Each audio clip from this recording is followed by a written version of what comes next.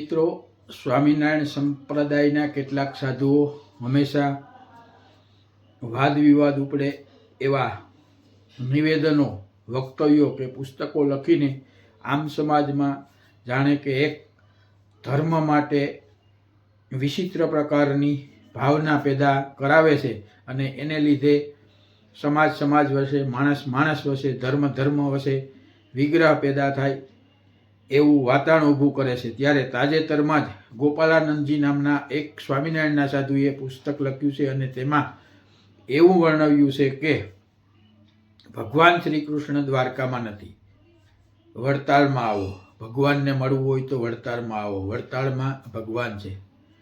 તો આ ગોપાલાનંદજી સાધુને એટલું પણ ભાન નહીં હોય કે મથુરા છોડીને કૃષ્ણ ભગવાન જ્યારે દ્વારકા પહોંચ્યા અને દ્વારકામાં દરિયા કિનારે દ્વારકા નગરી વસાવવાનું નક્કી કર્યું, ત્યારે ત્યાં એણે પોતાનું રાજ સ્થાપ્યું અને દ્વારકા નગરી વિકસાવી અને એનો તો ઇતિહાસ કહે છે કે દ્વારકા નગરી સોનાની હતી, દરિયામાં ડૂબી ગઈ છે। આજે વૈજ્ઞાનિક સંશોધનો પણ થાય છે અને ભગવાન શ્રી કૃષ્ણ તો જગતગુરુ છે, જગતના પિતા છે। ત્યારે આ સ્વામિનારાયણ સાધુ જે ગોપાલાનંદજી લખે છે એને મારે કહેવું છે કે કૃષ્ણ ભગવાન પહેલાં કે સ્વામિનારાયણ ભગવાન? આપણે સ્વામિનારાયણ ભગવાનનો કે સ્વામિનારાયણ સંપ્રદાયનો કોઈ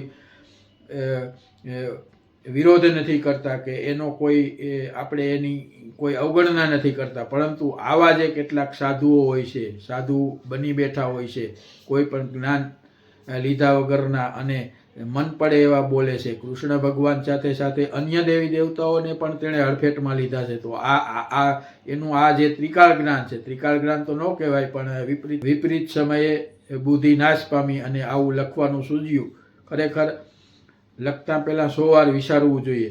જો સાધુ હોય, સાધુના ગુણો હોય તો ખરેખર આવું એ લોકો કરે જ નહીં। સમાજમાં કોઈ જાતનો વિગ્રહ થાય કે અસંતોષ થાય એવી બાબત એનાથી લખાતી જ નથી। બીજા ધર્મ કે ભગવાનને નિશા દેખાડવા માટે તમે આવું શું કામ કરો છો? અને તમારા મહારાજ કે તમારો ધર્મ હોય એને ઊંચો બતાવવા માટે બીજાને નિશા બતાવીને તમે આ કામ કરતા હોય તો તે સનાતન ખોટું છે। સનાતન હિન્દુ ધર્મ હંમેશા કાયમી માટે છે, રહે છે અને રહેવાનો। અને તમે પણ ક્યાં હિન્દુ નથી, તમે વિધર્મી છે। તમે શ્રી કૃષ્ણ ભગવાન વિશે કે બીજા દેવદેવીઓ વિશે એવું લખો છો તો શું તમે વિધર્મી છો? તો આવું લખો છો, તમે પણ હિન્દુ જ છો, તમે પણ હિન્દુ ધર્મનો એક ભાગ છો। તમે સંપ્રદાય નોખો ખોલીને તમારો દુકાન ખોલી છે એવું કહીએ તો પણ ખોટું નથી। તમારા મંદિરોમાં પણ આ બધા જે દેવી દેવતા વિશે લેખા છે એના ફોટા પૂજા તમે કરતા હોય છે, તો આવું શા માટે લખો છો? અને પ્રજા પણ આવું શા માટે સહન કરે છે? એ પણ એક સવાલ છે। ત્યારે મિત્રો, આવા સ્વામિનારાયણ સાધુથી ખરેખર હવે જનતાએ જાગૃત થઈ અને એનાથી દૂર રહેવું જોઈએ અને એ પોતાનું નામ કમાવા કે પોતાની લીટી મોટી કરવા માટે આવા અઘટિત વાતો કે કરતા હોય છે, તો આપણે સમજવું જોઈએ। સીધી રીતે જો એનામાં ગુણો હોય તો એ ગુણો ગાઈને તમે જનતાને સાચી માહિતી આપો ને ખોટી માહિતી શું કામ આપો? અને સાધુનું કામ તો સાચી માહિતી આપવાનું હોય છે, સમાજને દોરવણી આપવાનું હોય છે, એને બદલે તમે તો ઉલટું કરો છો। મિત્રો, વિચારવાનું હવે આપણે બધાએ છે કે આવા સાધુઓ સ્વામિનારાયણ સંપ્રદાયમાં જ હોય છે એવું કંઈ નહીં, બીજે હોય તો પણ આપણે એનો વિરોધ કરવો જોઈએ અને આપણે જાગૃત થઈ આપણે ખુદ આપણા ધર્મનું રક્ષણ કરવું જોઈએ।